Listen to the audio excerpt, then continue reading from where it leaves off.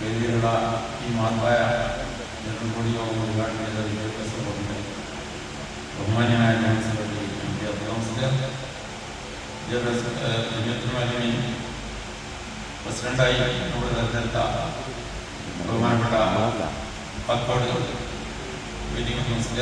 തുടങ്ങിയ വേദിയിലെയും സദസ്സിലെയും ബഹുമാന്യ പണ്ഡിതന്മാരെ ഉസ്താദ്മാരെ മൗലവി സുഹൃത്തുക്കൾ, ജമിയത്തുൽ ഉലമയുടെ 66ാം വാർഷിക ജനകോടിയാണ്.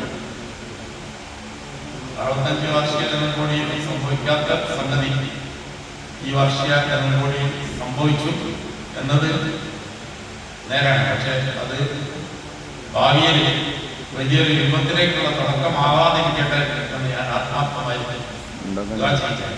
നമ്മുടെ എല്ലാ പ്രവർത്തനങ്ങളും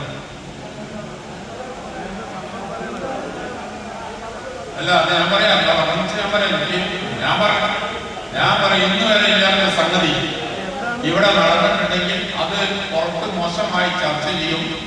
നമ്മളെ സംഘടനാ ശത്രുക്കളും സംഘടനയുടെ ബഹുമാനപ്പെട്ട സംസ്ഥയുടെ നാശം കാണാൻ ആഗ്രഹിക്കുന്നവര് നാളെ വാട്സപ്പിലിട്ട് അലക്കും. അത് നിങ്ങൾക്ക് കാണാം എന്നാണ് ഞാൻ പറഞ്ഞത്.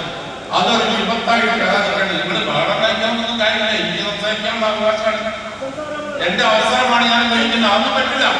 അതൊന്നും കേട്ടിട്ട് ഞാൻ നിർത്തി പോവില്ല.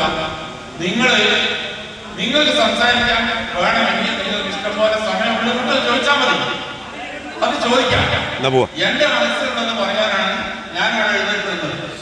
നിങ്ങൾ പറയാൻ പോയാ ഇത് ഒരു നല്ല ബഹുമാനപ്പെട്ട സംസ്ഥയുടെ അച്ചടക്കമുള്ള ഒരു നല്ല വിഭാഗമായി വരേണ്ട ഏറ്റവും കൂടുതൽ ഏതാണ്ട് 10 ലക്ഷത്തിലധികം വരുന്ന നമ്മുടെ കുട്ടികളെ ദീൻ പഠിപ്പിക്കേണ്ട വിഭാഗമാണ് ദീൻ പഠിപ്പിക്കുമ്പോൾ സമൂഹത്തിൽ എങ്ങനെ ജീവിക്കണം, സമൂഹത്തിൽ അച്ചടക്കത്തോടും ജീവിക്കുന്ന എങ്ങനെയാണ് എന്നുകൂടി പഠിപ്പിക്കേണ്ടതുണ്ട്. അപ്പൊ അതിനൊന്നും അധ്യാപകർ മാലിന്യങ്ങൾ മാതൃകയായിരിക്കണം എന്നാണ് എനിക്ക് പറയാനുള്ളത്. ഇവിടെ തെരഞ്ഞെടുത്ത നമ്മുടെ ബഹുമാനപ്പെട്ട പ്രസിഡന്റ് വാക്കോട് സമസ്തയെ സംബന്ധിച്ചിടത്തോളം ഒരുപാട് സേവനം അനുഷ്ഠിച്ച ജീവിതകാലം മുഴുവൻ സംസ്ഥാനങ്ങളുടെ ജീവിച്ചുകൊണ്ടിരിക്കുന്ന ഒരു വലിയ മനുഷ്യനാണ്. അല്ലാഹു അക്ബർ. ഒരുപാട് കാലത്തെ പരിചയമുണ്ട്. ഞാൻ അദ്ദേഹത്തെ എന്നും ബഹുമാനത്തോടു കൂടി മാത്രമാണ് കണ്ടത്. അദ്ദേഹത്തിന്റെ നേതൃത്വത്തിൽ സമസ്ത കേരള ജമിയത്തുൽ ഉലമ ഏറ്റവും ശക്തമായി ഏത് പ്രതിസന്ധിയെയും അഭിമുഖീകരിക്കാൻ പ്രാപ്തമായ രൂപത്തിൽ സജീവമാവട്ടെ എന്ന് ആത്മാർത്ഥമായി ആശംസിച്ചുകൊണ്ട് ഞാൻ വാക്കുകൾ നിർത്തുന്നു. നന്ദി. അസ്സലാമു അലൈക്കും.